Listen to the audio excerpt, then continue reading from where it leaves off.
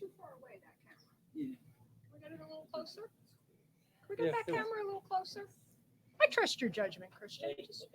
Okay. We're live streaming the now. cable. So we're just giving it a few minutes for people to pop on the feed. Thanks for tuning in. Very quickly, you'll hear the theme music to NJRR Live. Diane Moxley is here. She is directing the cameras. But since it's a podcast, the main thing is a podcast. It goes out on all the major podcast networks, iTunes and Spotify and all the rest.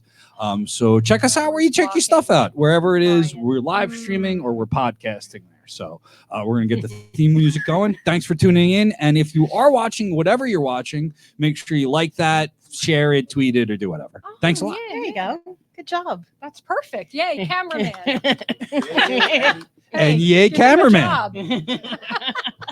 Who doubles as our conspiracy theory expert, right? And our grant writer. And our grant writer.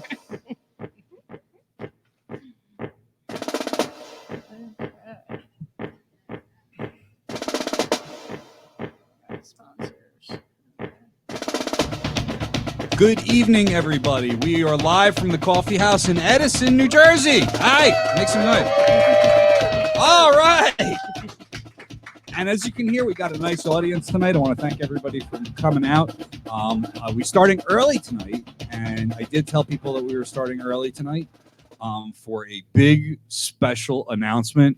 And a surprise guest sitting with us tonight from Wine, Women, and Revolution is Heather Warburton. Hello. Hi, everyone. She's not the only surprise guest, but I'm going to turn it over to my comrade. For those of you that don't know, New Jersey Revolution Radio is worker-owned. Some of the people that work here aren't owners, but Heather and I do the day-to-day full-time work. We're the idiots of this company. So she's half of New Jersey Revolution Radio ownership, and she does all the graphic design work. She's our creative director. She does a phenomenal job. Whenever you see something, essentially, it has gone through Heather. So it always looks, if I did it, it looks better. And if she did it, it looked good to begin with. So she deserves a lot of credit, but she's here tonight to talk about something really special. So I'm just going to turn it over to my partner and my comrade, Heather Warburton. All right. So we have a fairly big announcement tonight that, we've been doing podcasts and a media company we're coming up almost on our 2-year anniversary. March will be the 2-year anniversary of NJRR. And so we're kind of expanding out in a new direction now we are launching our video production company. And what that means is that we can produce short movies, short documentaries for partnering organizations who, couldn't possibly afford being priced out of the kind of productions that they might like to make, like a high quality production. And so this is a new service we're able to offer people. And part of that new service is we are starting to produce original documentaries. And that is what we are about to do tonight is we've made a trailer for our very first documentary. Right? And we're starting to ask for funding to help make this trailer into a full feature-length documentary. And I guess maybe are we ready to do the preview of the trailer now? All right. Yes, we are. I am. So have you known, like I've said before, we are not CNN. So it always takes me just a second to do these things. But before we bring on, the other special, we have another special. You have another special guest. I'm going to fill this space with babbling because I haven't done this right yet. Okay, now we're here. All right, everybody, here we go. This is the trailer.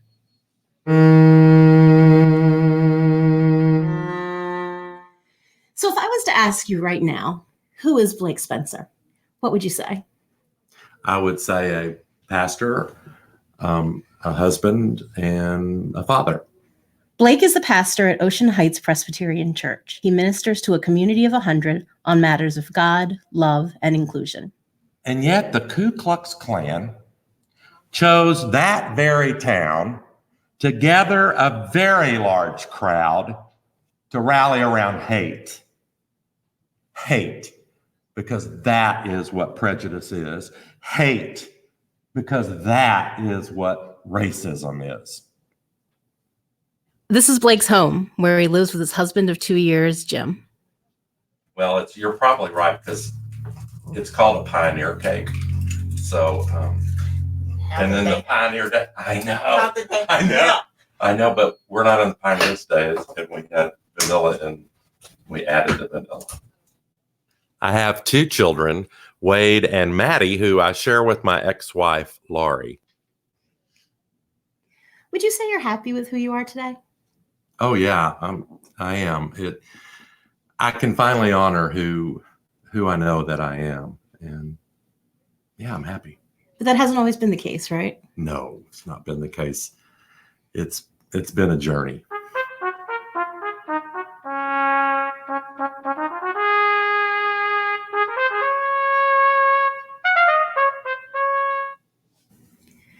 So why do you want to tell your story now? Why do you want to relive such painful memories? Well, it's my story, and I believe my story can help other people. I want to help other people. So where do we start? Oh, I think we need to go to Texas. My mother was a force to reckon with and completely beautiful. And that hand betrayed me, and I realized all my bullying and pain was caused by something I couldn't control. So I sat on my hand and I fought it all down to somewhere I didn't even understand. This friend from seminary who was in my wedding said, "You can't get married to her, you're gay." And I was really angry with him. It wasn't until Africa that I really understood who my father was. My wife and I co-pastored a church together. Everything was changing. We knew our marriage was over. What now? So let's go to Texas.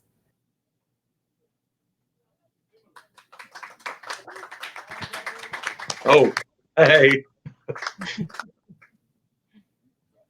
Hey, we can't quite see you, Blake. He's there. So welcome to the show, Blake. Thank you. It's good to be here. So, yep, that's your life. What made you wanted to produce this documentary with us? Well, the thing I've been thinking about since you filmed is, my story is a gay story and what it means to survive and move into kind of a thriving life, but it's not just a gay story. It's about living life and feeling like you're the wrong piece of a puzzle and never really fitting in, and then finding out that I really belong to a whole nother puzzle and it's way more beautiful. I love that line. Thanks. So I wanted to butt in. I'm sorry. Okay. But can you tell us how you guys met and where this concept come from a little bit? Like, how did this idea start? Because we have a trailer, it didn't just pop out of nowhere. It's pretty amazing work. So Blake and I met each other. There was a local school in Egg Harbor Township that they were attempting to pass a transgender protection policy for the students there, for the transgender students. And a local church decided to organize opposition and brought out probably 50 to 60 people from that church to prevent it from happening. And in the organizing to protect these students, we got a pastor on our side as well. And that was where I met Blake, that he was we call the other one the evil pastor. Blake was the good pastor. What? Yeah, and this is the same thing that I believe you live streamed this meeting. I live streamed the meeting. Yeah, we talked about it a few times. One of our biggest views on YouTube, I think. I really even though it was a horrible time, it did draw a lot of interest on that cause. So I appreciate it. So then we started talking about this story. I am assuming there was coffee had. Coffee happened. Coffee was had at some point, right? Well, actually, Blake reached out to me about it. Basically, we were talking about making documentaries, and I think I would like Blake to say why he reached out, because it was one of my favorite compliments I ever got from someone. Well, you had originally put it on Facebook that you wanted to go into documentaries, and I said, okay, I'll do it, tongue in cheek. And then you called and said, "Are you really serious?" And I said, "I'll talk to you." And I think what you're referring to, Heather, is when you knew my story and you said, you as a producer of this documentary had to know why you're telling my story. And I've known you enough to sense that you were a safe person, and I didn't have any problem telling you a lot of stuff on your radio, on your podcast. And you're a safe person because you know what it's like to be an odd be piece weird. of the puzzle. To be what?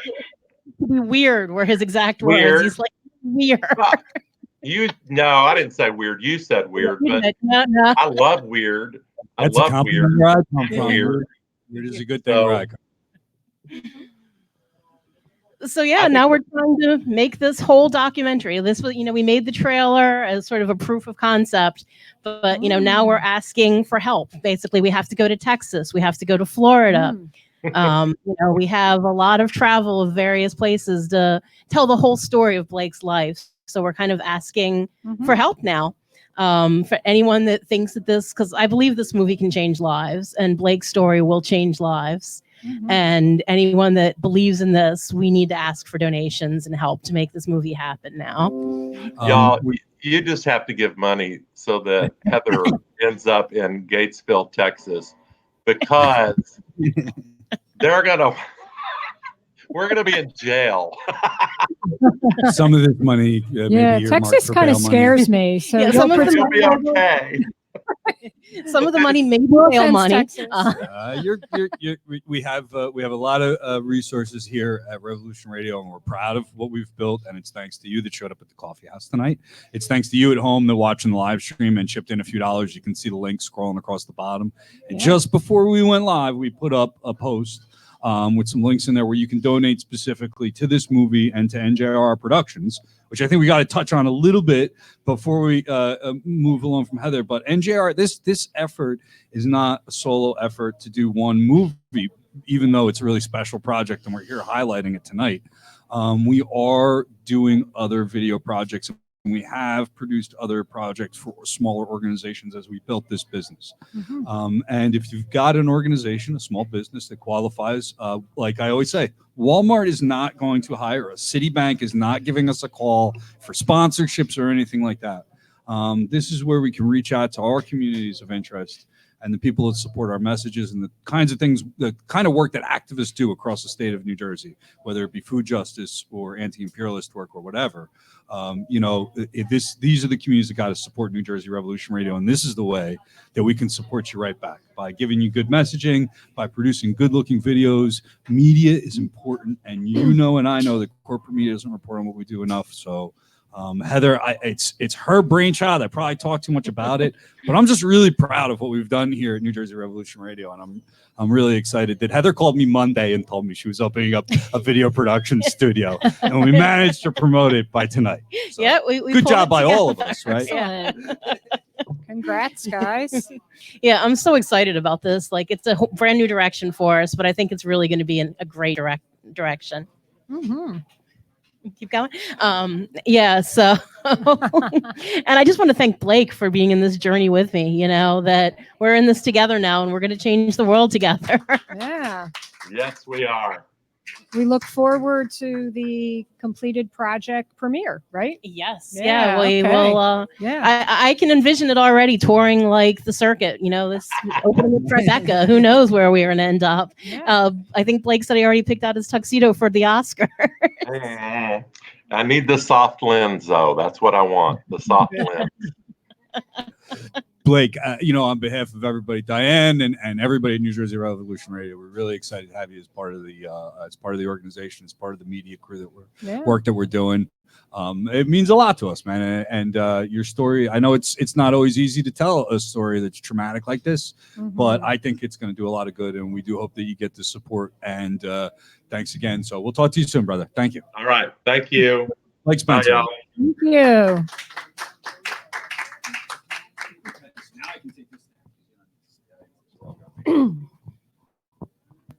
Just give me 1 minute.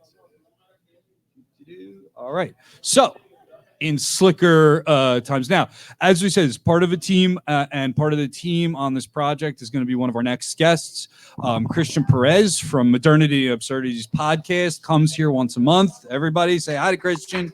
One more down. Tom's coming up with me. And Tom Violet, who's live streamed on NJRR. He works for the Green Party of Monmouth County and the Green Party of New Jersey. You hold a state position with the Green Party of New Jersey too, right? No, never mind. He hangs around this a lot though. Okay. Member of the Green Council. That's the true. State organizing. And what I'm just going to ask is, as you guys speak, make sure that microphone goes right in front of your face. If you can't hear yourself through the PA, they can't hear you at home. And if you see me doing this, that means talking to the mic. But thanks for joining us. And I want to thank Christian first, because as I said, this is part of a team. And Christian's helping us with the grant writing and trying to get some of the financing for that movie. So again, there's some teamwork going on in NJR. And we thank everybody that's doing their part. And especially if you go to the website, check out the trailer, share it, and give us a few dollars at home too. So that would help as well. Those sites are up and running. And if you have questions or whatever, you can always email us, info@njrevolutionradio.com. Diane. They're going to tell us all about South America and that mess. In 10 minutes or less. Updates. No, you have a good 14 minutes here. Okay. Go nuts. Okay, it makes it too easy. So, I can pick how up about where we we start? left off. Can we touch on Bolivia? Because I think because of our Venezuelan embassy protectors, Okay, yeah. we have a little bit more info to talk about with Okay. Venezuela right now. Okay, so good. Where are we at with Bolivia. our coup president? Yeah, so President Morales is so in Bolivia now. Mhm. President Morales is in exile. Mhm. Currently, he's in Argentina. Recently, he was in Cuba getting some medical attention, but he is in Argentina. They did decide, the current government of Bolivia did decide that he is not allowed to run for president. There was some talk about him running for president. He won't be allowed to do that. There was talk about him maybe running as a congressman, that he won't be allowed to do that. So he was able to name two successors. One guy coming from the city, another guy coming from the rural area, both members of his party, MAS, the Movimiento a Socialismo. And there were two main opposition candidates for president. One was the current president, Añez. She's the woman that was elected by, not elected, but nominated by whatever right-wing people decided to show up for government when they came in. So she's the current sitting president of Bolivia. And her main opposition in the opposition was this guy named Camacho. I had brought him up the first time. He's the white supremacist and the fascist guy who, when Morales fled Bolivia, he's the one who went into the presidential palace, waving the flag, saying all kinds of weird, like, Christian fundamentalist stuff. So he decided to step down, and he's putting his support behind that Añez woman, who, like I said, is the current president of Bolivia. So the opposition is trying to gain support from the formerly alienated middle class, the wealthy elite, of course, and anybody who feels that they were left out by Morales' movement. Morales' supporters, they're trying to, keep their strongholds in the rural areas among the native population, the people of color, and some of the more urban areas. Okay, and I tried to, minute waltz, 30 seconds. Yeah, no, that was pretty comprehensive. And Evo Morales, you said he's in Argentina. Yeah, he's in Argentina now. He's in exile currently. But before we get into Venezuela, I want everybody to keep in mind that he was threatened. His life was threatened, that if he comes back to Bolivia, that they would arrest him. They try to get Interpol after him. Now, we can counterpose that with the current fake president, Guaido of Venezuela, and the trouble that he doesn't seem to be getting, that he's not getting from the government, right? Like, he's able to just come into the country, didn't get any problems in customs. It's people that are coming after him, but no government institutions are doing it. So on one Did they behalf, kill his dog? I saw somebody post I don't on know Facebook about that. that I'd have to look that up. I don't know about dogs. I don't support dogs getting killed. He tweeted that he missed his dog. because he Guaido found out- did? No, Morales. Oh, Morales, yeah. Eva. Oh, yeah. Yeah, it's a shame. I mean, I don't know. They had to leave Bolivia quickly. But I mean, you could look at the double speak. It's always Orwellian double speak when you deal with these people. Yeah. It's always two sets of standards. The right wing can do whatever they want. They could threaten. They could be openly racist. God forbid the government thump this guy Guaido, throw him in a jail cell. There would be international condemnation. Yeah. And now we're going to go on to Venezuela. And just like, where's Waldo? Yeah. Where's Juan Guaido? So He's still not the president. still not the president, still unelected, and piggybacking on what I said about the Orwellian doublespeak, not elected by anybody, but still 50 countries, where the leaders of 50 countries tend to are all throwing their money behind this guy, their literal money behind this guy. He just finished a 3-week world tour, the Juan Guaido Screw Over Your Own Country tour, 2020, and went to Spain. Was treated really well in Britain by Boris Johnson, met with Emmanuel Macron in France. There were pictures of him with Trudeau, met with Trump in the White House, and then hashtag leader of the resistance Nancy Pelosi even took a couple nice photos with him grinning like a used car dealer. So that was unfortunate. I don't want to offend any used car dealers, but that's where we're at now. Tried to come back into the country, was assaulted by Maduro supporters calling him a fascist and a traitor. And interestingly, there are people who think that the way to get people to support you is to take resources away from them. This idea that if we further sanctions on Venezuela, that magically these people are going to jump to Guaido. And really, it's an act of desperation. It's not an act of salvation. And then, again, it's the doublespeak that we're dealing with. Yeah, and we have to end the sanctions now and stop supporting fake governments, which now is our segue fake governments into fake the governments. Venezuelan embassy protectors. We had some updates. We know they went to trial last week. And where are we at now? Yeah, maybe we want to talk about who the embassy protectors are very quickly, because there's some new people here with all these new platforms. Okay. Let's so a little history going back to about a little history goes Yeah. back to actually April 10th, when it was a group of people who were given the keys, a key card to the embassy in Washington, D.C., and asked to protect it. And in the beginning, they had events there. There was up to, I believe, 70 people living in the embassy, because it's in Georgetown. It's a 3-story, it's a huge building. And then on, I think it was April 30th was when they had the fake staged media coup with Juan Guaido that obviously didn't work. And then directly after that, a bunch of thugs who supposedly represented Venezuela, but were in fact just, paid mercenaries, took over in front. And then it became much more difficult to access the embassy, and they eventually cut off the water, they cut off the electricity, they wouldn't allow food to get in, and it basically dwindled down to 4 folks who were the embassy protectors at that point. And they were Kevin Zeese, Margaret Flowers, Adrian Pine, and David Paul. And on May 11th, they were arrested, arrested on May 16th. And it was directly after Jesse Jackson was able to get food in there. Yeah, because they were And struggling for a while. I think the government with saw the writing on the wall rationing. that they weren't going anywhere. They actually had a lot of food, we learned later. They had a lot of water. They were using survival skills. And then they shut it down, and they went in and they charged them with, and I have to read this because it's so ludicrous and bizarre. Yeah. They were charged with interfering with certain protective functions. It took them a while to come up with that because they couldn't charge them with trespassing because they weren't trespassing. It sounds like they broke a condom. Yeah, kind of. Certain. I don't know. Certain. Could you say that? It's a certain protective I function. don't think you're familiar with that. You have 5 kids, but That prosecutor needs to review those statutes. I'm just saying. So that was called interfering with certain government functions, correct? with certain protective functions. Yes. Protective functions. Yeah. And so they had a trial, and the trial began on February 11th, and last Thursday it ended in a mistrial. And on February 28th, they're going to go in front of the judge again to determine if the prosecution, if the government is going to retry the case. Mm-hmm. My gut is that they will, because they were embarrassed and the prosecutors were not prepared for any type of defense, which the protectors were allowed to have a bit of a defense. And apparently it was enough to persuade the jury or to become a hung jury.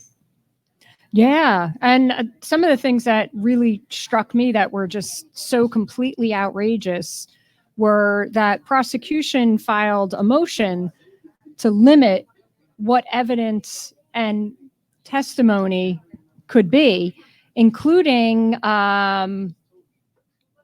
let's see, that they would not be able to state that Nicolas Maduro is the lawful president of Venezuela. Orwellian doublespeak. Yep. It's the same And thing. Orwellian doublespeak. Because that would lead Exactly. to Carlos Vecchio we have fake president Juan Guaido. Well, we have Right, fake, he was the fake ambassador. Right. Carlos Vecchio. So they didn't want him to have the authority to say these folks have to leave now. And right before they were arrested, I think it was within 2 to 4 days, Carlos Vecchio actually created a fake eviction notice. And it was hysterical. Oh, yeah. It was just like a handwritten notice. With no letterhead. Like kindergartner. Yeah. Mommy says, leave my house. Yeah, they actually, I think we were down there that day because Diana and I went down a couple of times. I was there May 5th and May 11th. Mm-hmm. And the police actually did go in and they had a long conversation and they basically said, look, this piece of paper is not worth, the ink it's written with. And then they explained to them what the Vienna Convention was, and Article 52 was that the government is required to protect, the key word, protect the embassy. And if you evict us or arrest us, you're in violation of that. And this has huge ramifications for every embassy around the world. And do you really want to be responsible for that? And DC police basically turned around and said, and they left. Yeah. Now, supposedly what they were allowed to do in trial was say that it was a possibly Nicolas Maduro or hypothetically was the president. So they were allowed to say it. So at least that, though, allowed something to be said to the jurors, even though they didn't hear about the protests or the Vienna Convention or any of that. It was able to enter some kind of doubt in their mind. So it ended up in a mistrial. Yeah. And then we have February 28th. We'll keep our viewers and listeners informed. I know that at the website you have the website, right? Yeah, I have the website. Still soliciting funds. Yeah, because they still face, they face a year in jail and $100,000 in fines. Their resolve is that they, will go to prison. They're not going to give up, but it is a lot of money. Plus, they're paying their lawyers. So they have a website, and we just scroll and find it. It's defendembassyprotectors.org. That's all one word, defendembassyprotectors.org. You can go right on there and make a donation. Yeah, any amount. And hopefully they won't retry, but I don't know. I just have a feeling they will. Insanity, but I guess But we shouldn't. What do you think? Are they going to retry? What was that? Are they going to retry? I don't know. I mean, I honestly don't know. I mean, I don't want to be negative, but I don't really have any faith in the system anymore. So you don't know when the people in charge can do what they want with impunity, without consequence. We don't know. And if you make the mistake of confronting the empire, you're going to pay for that. So I tend to hope for the best, prepare for the worst. I mean, trying to block an embassy, I mean, that can come back to bite them. Yeah. Yeah, and having been down there with Diane, it was the most surreal thing I've ever seen. That our government authorities, different police forces, be it the Uniform Secret Service, I don't think the DC police were there, the Metro Police were there, there was like 4 different police departments, and they were protecting these people who are thugs and who are committing crimes. Yeah. If you walk down that sidewalk, you would be assaulted and you would be arrested for bleeding on them, I guess. It was just totally insane. And this isn't all they did either. One of the journalists covering it, who was also in the embassy, Max Blumenthal, on October 25th. Now, this is a good, 4 or 5 months after they were arrested, at least. They invaded his home in D.C., SWAT style, and arrested him. Well, I don't even know if, they arrested him, held him for 2 days, didn't let him make a phone call, totally violated his civil rights, and didn't charge him with anything, and then released him. So this is a journalist. So, I mean, it's not just them. And there was someone else, too, that was, I think maybe it was somebody with Code Pink. But we saw people arrested there. I think it was Medea Benjamin. Medea Benjamin, yeah. Same thing. They came to her and Fake tried to arrest her. That I think with Max Blumenthal, there was fake complaints about him assaulting someone from the opposition. And I could be wrong, but there was lots of videos all over the place. So all you have to do is look at those videos and see the opposition goons were really frightening. I've been in a lot of uncomfortable situations in my life, and I'll tell you, a couple times walking around live streaming on the opposition side felt really, really uncomfortable. Oh yeah, because you didn't know what they would do. Yeah. When we first went there the first time, I went on that side and I looked around, and they're like, "Oh, what are you here? What are you doing?" You know, I said, "Well, I'm just a tourist." But yeah, they were very threatening. Absolutely. And this is a public sidewalk, and they just took it over. Yeah. And the cops are letting them. Yeah. And it was insane. And I remember one of the police cars, right on it had a sticker that said, "We're here to serve." I was like, how bizarre. Yep. So we'll keep everybody updated. Sorry. 28th. I just wanted to say one more thing before I hand off the mic. I was recently featured on an episode of Wine, Women, and Revolution with Heather. So if you get a chance, check it out. It was the most recent episode. Brief history of U.S. imperialism. A lot more. What was that? You've been on a lot more than I have. It was in fact twice. I don't think so. Have I? You got to get in the club. But thanks for having me on the program. If you give it a chance, Wine, Women, Revolution, Brief History of U.S. Imperialism. Check it out. I must have less pull than I thought. So now we have a word. Yes. Brian. We're gonna. Sponsors. Yes, we have. Is your mic on? Do I hear you through your thing? Yeah. Do you hear yourself? I hear myself. You guys hear Diane out there? I'm just not as loud as you. That's who is. Tonight at the Coffee House in Edison, New Jersey, is brought to you by the August Agency. Charlie, who you're going to see his information after I'm done with the commercial. Scroll across the bottom of the screen is tonight's sponsor. Does QuickBooks for us here. Heather and I are not exactly capitalists, and so I always say that communists make terrible capitalists, and it's true. The work that gets done behind the scenes by the August Agency here and tonight, in addition to sponsoring New Jersey Revolution Radio, I'll tell you where Charlie is tonight. Charlie is in Essex County at the Freeholders meeting, making sure that we speak up for immigrants' rights. That's why he's not here at the Coffee House tonight, because he's dedicated to social justice.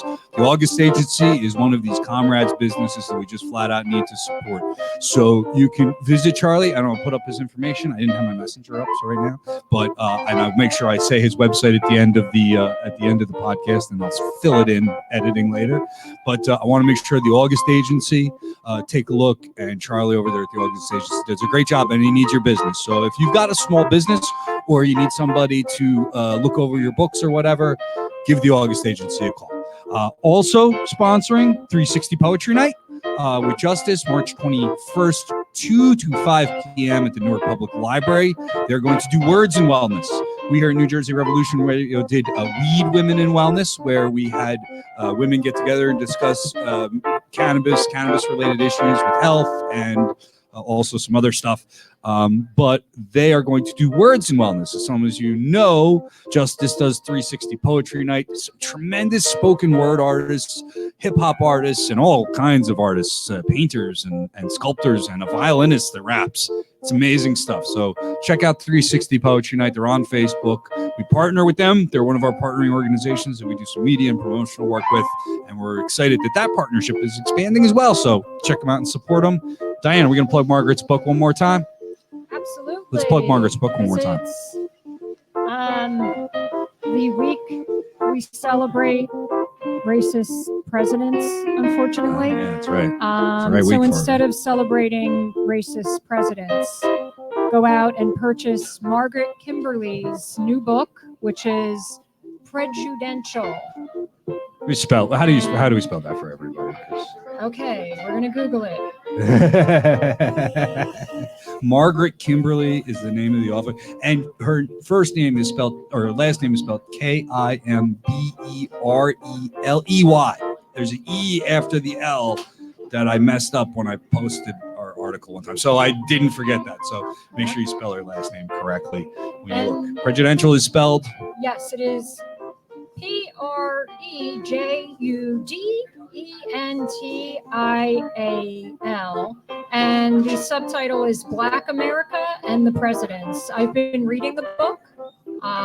It's excellent. I can't wait I know to get it. we shouldn't be in shock because we all know the history, but we sugarcoat our racist presidents and take all the statues down. Just make it easy. I mean, yes, the Confederates. it's history I didn't learn in high school. Yeah. It's history. It's Zen. It's a modern day take on presidents from an African American perspective, and I've been touting a lot of listening to African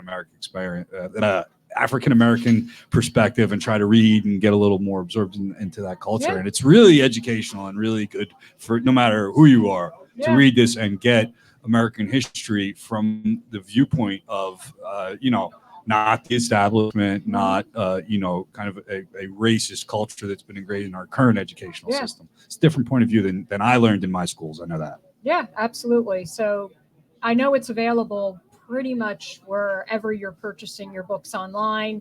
I believe it's the Strand Bookstore. Might be still a little bit more independent. Yeah. So maybe try to order it from your independent bookstore. But regardless, it's a must read. Absolutely. All right.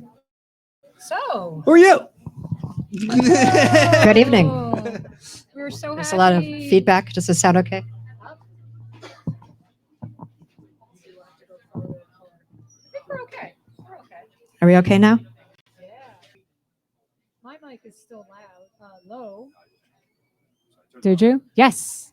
Okay. Okay. We had like a reunion Check, earlier. check. All right, you're good. Okay. Go for it. So we almost are having sort of a mini reunion because Theresa Markila is one of our excellent Green Party organizers. But I know we've all been busy, and Theresa is like the Energizer Bunny. That's what I always have said since I first met her. There's always a lot going on. Yeah, lots to do and undo, right? Absolutely. So for our viewers that don't know Theresa, she is an immigrant. She is an educator, an advocate, an activist. From her areas of activism range from anywhere from environmental, immigration, and poverty. And tonight we're going to talk about how these issues intersect. And I know with some of the work she's been doing, it relates to those issues. So your newest project is The Great Foodscape, correct? That's right. Pretty much every issue connects with pretty much every other issue that we work on. We all know about the intersectionality of everything in this country. And it's been a very interesting, long journey for me from immigrant rights through environmental issues and poverty issues to realizing that food is kind of at the center of all of these issues in some way as both a cause and an effect of all of these other things. And as somebody who has gone through poverty a lot in my life, I'm formerly homeless. I have gotten food from food banks. I have dealt with welfare. And I know that in this country, there is huge amounts of food insecurity. They estimate, I've seen anything from 30 to 50 million people who are food insecure in this country, half of them children. And I think the number is actually much, much higher than the reported numbers. So it's an issue that affects everybody. And hunger is something that we all resonate with. We all know what it's like to have missed a meal and to be hungry, if not what it's like for long-term hunger, which is an entirely different issue. So it affects everybody, and it's something that everybody is concerned with. And I think it's long past time to start dealing with this issue. So, for people that aren't familiar with the phrase, what do we mean by food insecurity? Food insecurity is basically anybody who doesn't know where the next meal is going to come from. So this could cover a lot of people in a lot of very different ways, and it's treated in a lot of very different ways. There's obviously the people who go to food banks. There's a lot of people who don't go to food banks because food banks are inherently undignified, have very poor selections of food, and are not really a good answer to it. So a lot of people will send their kids to family and friends to have them feed them. For example, a lot of people will put off paying bills in order to buy better food. They will cut off their internet in order to buy better food. So there's a really big invisible population of people who are really hungry out there, and scrambling to try to find food at any given time. And so the Great Foodscape. I know you've been doing a lot of traveling and learning. So what is going on right here in New Jersey with the Great Foodscape? So the Great Foodscape came about as I was thinking actually mainly about environmental issues at first. In learning that in the United States, we only have about 50 to 60 years left of agricultural topsoil in this country. And then after that, we don't know where our food is coming from. Wow. 50 to 60 years, and that's it. So if you have children, if you have grandchildren, it got me to thinking, what are they going to do? So does this mean the current farmlands or? Yeah, industrial agriculture is very, very difficult on topsoil, the top layers of soil on the earth, which is, the best for where our food comes from. It's been poisoned with chemicals, fertilizers, pesticides, all because the chemical industry and the oil and gas industry have the lobbyists and have the money and have the voices. And they have put out of business a lot of the local farmers, the small farms, the organic farms, in favor of these gigantic industrial farms that are owned by a small number of people. And what they're doing is they're planting monocrops and they're spraying them with all kinds of things. And they are basically ruining the soil. So they're killing off the pollinators and they're ruining the soil. And when we have bad weather conditions, lots of rain, and we've seen here in New Jersey a lot of hard rainstorms in the last couple of years, which have been problematic in my garden a little bit. But it erodes the soil. This season for me was terrible. Yeah. With my backyard garden. Yeah. Part of our group was out with tarps every time it rained to try to cover the gardens so that they wouldn't wash away. And it was very much of a challenge. And these kinds of things are going to keep happening and keep getting worse every year. And so with the erosion of the soil and not knowing where the food is going to come from in our grocery stores in the future, it got me to thinking, what happened before there were supermarkets, right? What were people doing to feed themselves and their families? Well, we all had a kitchen garden. We all had a local farm. We all, had our food growing locally. And we had a great diversity of food, which is really important for maintaining the soil and the ecosystems and the health of our diets as well. And I thought, we are so far removed from that agricultural heritage, the knowledge of our ancestors, that we are pretty much out of luck if something happens, unless we start to relearn these skills. And everyone I was talking to said the same thing. My mother used to have a garden, or my grandmother used to have a garden, but I have no idea how to plant anything. Yeah. So a few of us kept talking about this idea and thinking about it. And we finally started this group, the Great Foodscape, which we thought would be a way of teaching people. So we needed to learn more too. And I'm by no means a leader or a spokesperson for the food justice movement. I'm a student of it. And I'm learning as I go. And as I go, I want to teach other people. And I'm privileged to be able to access this great diversity of seeds from various sources that I'm giving away to people for free. Throw them all over here. This is just a Don't very worry, I'm not taking them off. small sample, but I will give out to anyone who wants some here. I'll let you take a few You home should with have you. been here, people on the live stream. They should have came. You sitting at home. We can't give you seeds over the internet. Al No, Gore we can't. stopped short of inventing an Okay. internet. Have you that ever gave seen us peppers seeds. like this?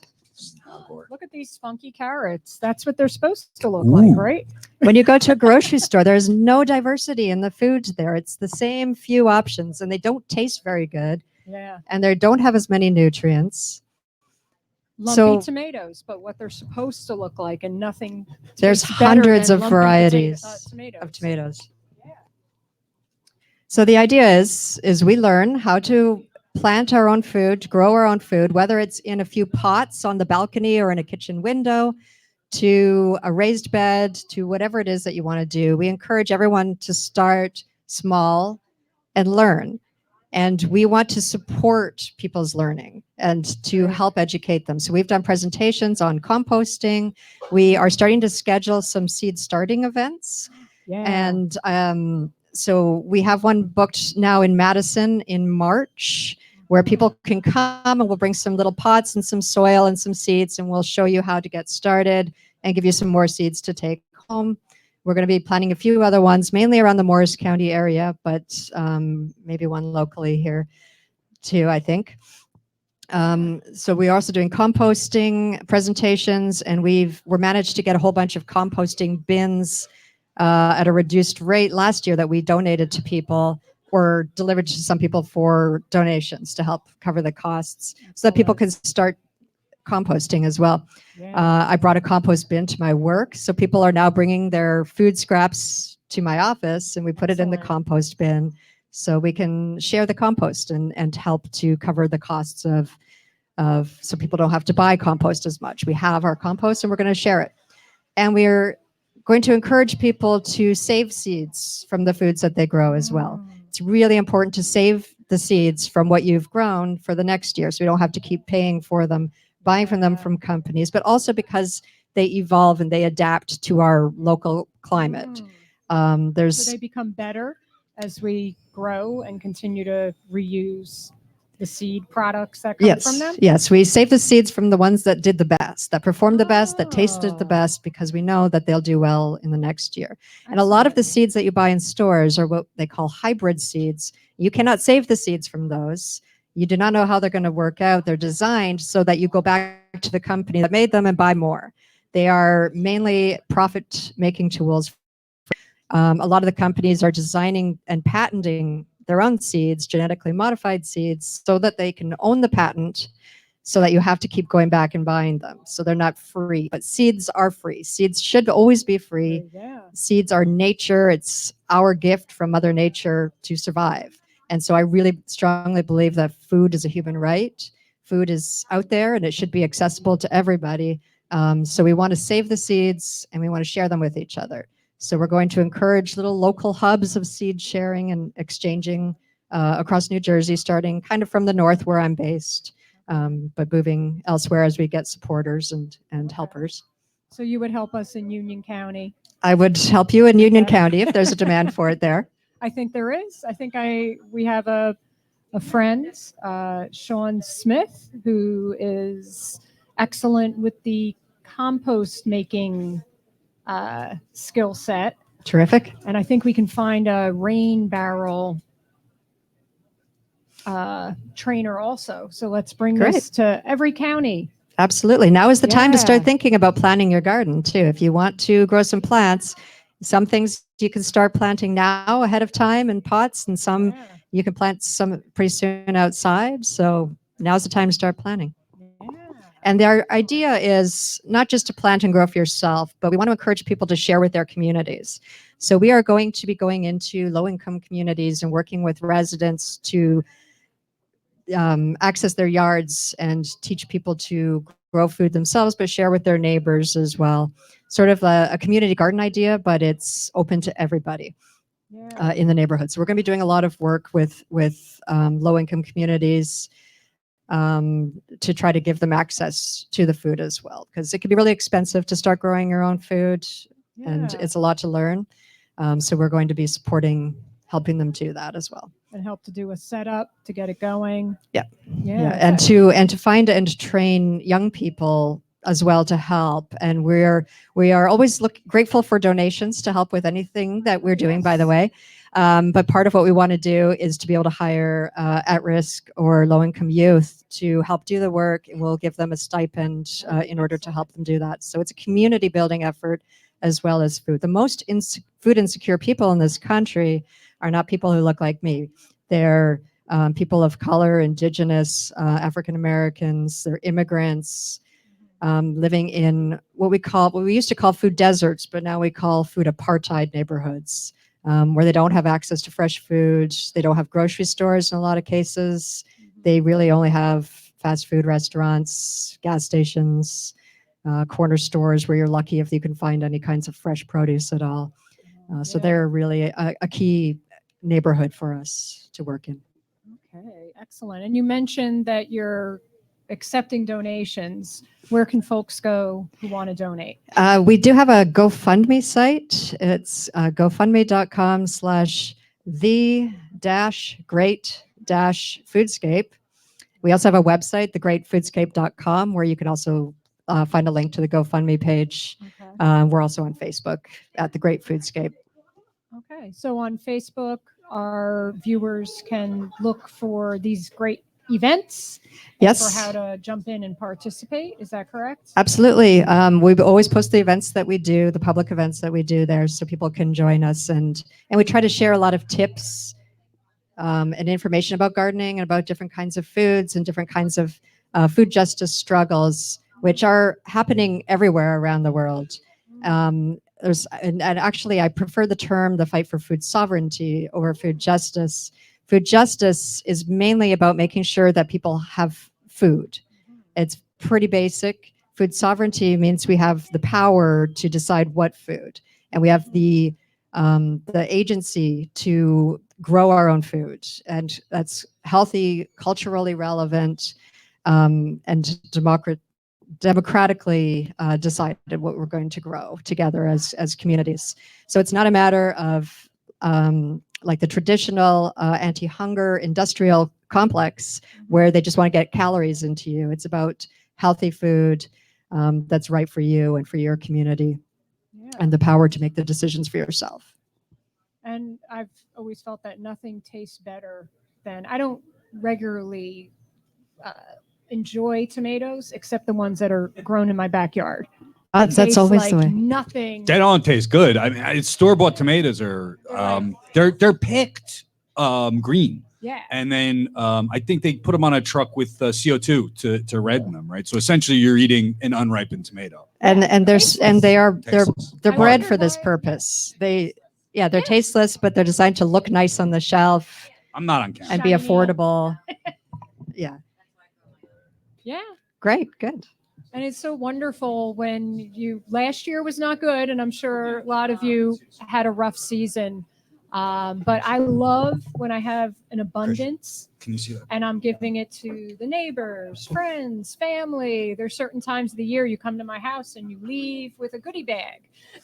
That's one of the most fun parts of it, Yeah. to be honest. I mean, gardening itself is fun. People also will think it's just a lot of work. It's a lot of time. It's a lot of money. But actually, studies have shown that gardeners are healthier. They live longer. They're happier. And there was actually a really interesting study, and I hope I have time still. Oh, yeah. No, go. From 2009, 2010, I believe it was in California, there was a study of agricultural laborers. So people who worked picking our fruit all day, who were food insecure themselves, as most of the people are who bring us our food, by the way. And the study was about giving them a community garden to see if they would use it and it would increase their intake of fresh produce. And all of these, there was, I think, 500. No, I'm sorry. There was about 50. I'm thinking of another study who participated, and they all reported huge increases in their fresh produce for themselves and for their children. But they also reported that they really enjoyed doing the work. So they were in the fields all day picking our fruit, and then going home and gardening was their idea of relaxing. Wow. It brought them closer to their families. Their children would come and help, and they just really, really enjoyed it. And so it's not just work. It's fun and it's good for you. And when you get to harvest it and eat it, it's even better, and especially when you can share.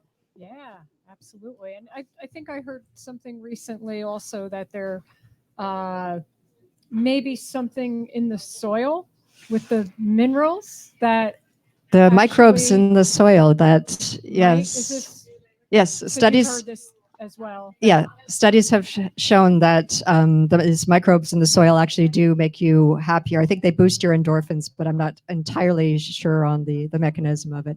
Yeah. But yeah, it's Yeah. kind of like runner's high or something. It's Yeah. I love playing in the dirt. So everybody this year, let's play in the dirt together. absolutely. Definitely. Okay, thank you so much, Theresa. I know Thank you. we have our Yeah, everybody. Theresa Markila. Thank you so much. and I know with our wrap up, we talk about local events. So, what is your next upcoming event to start our wrap up? I will tell you in just one second, but actually, I just want to add something else really quickly that I forgot to mention in relation to food insecurity.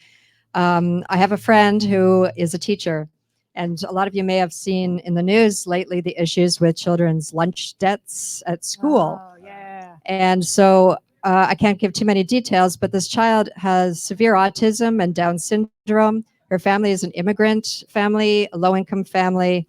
And the teacher was advised today that just since September, when the school year started, this child owes $220 in lunch debt. And they are going to start shaming her as of, I guess, tomorrow with the cheap version of the food that they give to the kids.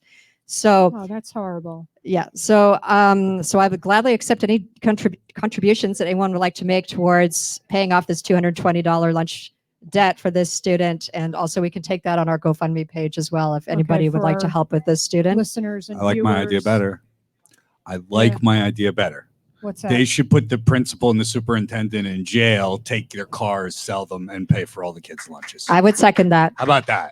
Anybody who tries to Or humiliate anybody a that thinks a child- kid should have to pay for lunch at school, Yeah. for that matter. Yeah. And then they It's give them a completely humiliating immoral. lunch. But we'll go with That's- Teresa's idea and put a few dollars in the hat. All right. Okay. I'm just saying. Thank you. So we'll pass around. Okay. When I was a kid, I used to get free lunch. When I was in middle school, my parents weren't doing well. And Mhm. there was a lot of depression that comes with your parents not having a lot of money. The last thing Yeah. I needed was somebody to rub my face in it. And it's absurd that these school districts do that to Schools. these kids. It's Yeah. a shame. But It's- sorry, that's my 2 Yeah. cents. Thank No, you so much. That's It's a special appreciated. kind of sick evil for any school administrator Thank to be you. food shaming Thank you. children who are already in, as you said, situations. They know what's going on in the home, so it's like rub the salt in the wound a little bit. It's further. That's completely evil. inhuman and Yep. immoral. Yep. Absolutely. Thank you so So much thank for you. all you do, Energizer Bunny. The GoFundMe page, yeah, the GoFundMe.com. It's our Great Foodscape page, so it's not directly to the student, but we will give the money to Give the it. student. GoFundMe.com/the-Great-Foodscape. Thank you. Thank you. Okay, so our wrap up and events, because I know we have to. Oh, okay. There's only so a couple of our- them, and the first one's yours. The one that you're Yes. keying in on because it's in a different country. Yeah, Brian won't leave the fine country of New Jersey. So our first event coming up is the UNAC conference. That is the United National Anti-War Coalition, and that is going on at the People's Forum in New York City. It's on the NJRR Facebook event page. It is Friday, February 21st through February 23rd. I'm going to be there. I am on a panel and Yeah. a workshop. So And Abby come Hoffman, on did you say by. that name? I was busy It fiddling was with Abby Martin. Abby Martin. She is Saturday evening. Me and my I'm sorry. Um, ADD does that to you. And we have our Abby Hoffman would be cool though. I don't think we're digging him up from anywhere right now. After party. Yep. So the UNAC conference, go to UNAC Conference 2020 for more information. And Weed, that's Women, and about Wellness. it. Oh, yes. North Jersey, March 29th. So you can check out the Facebook page for that and a bunch of other events. One more time, we want to make sure you check out New Jersey Revolution Radio, njrevolutionradio.com. Video productions, Wine, Women, and Revolution, events around the state. We do website builds, and we run into Board of Education meetings and cause a ruckus. So if you enjoy what we do, please support us in a way that you can, any way that you can. And, you know, there's a lot of people always asking for donations. I think the important thing is that you give to something that does good for society. So whether it's giving to the Great Foodscape or New Jersey Revolution Radio and independent media or your local soup kitchen or something, you know, give what you can. It's proof that the working class gives a larger percentage of their money into charity than those of us that have way too much. And that's just one way we are better than them. So we appreciate it. Thank you very much. You have anything else, Diane? Are we good? No, that's it. See you. All right. Go ahead. You go, Liz. You're the star of the show. You wrap it up. This weekend. You wrap it up. Everybody, this is Brian Powers, and I want to remind everybody that the police can quit their jobs. Yes. And this is Diane saying, I want to see you in the streets, and I want to see you at the UNAC conference this weekend. Thank you. Good night, everybody. Thanks for coming out.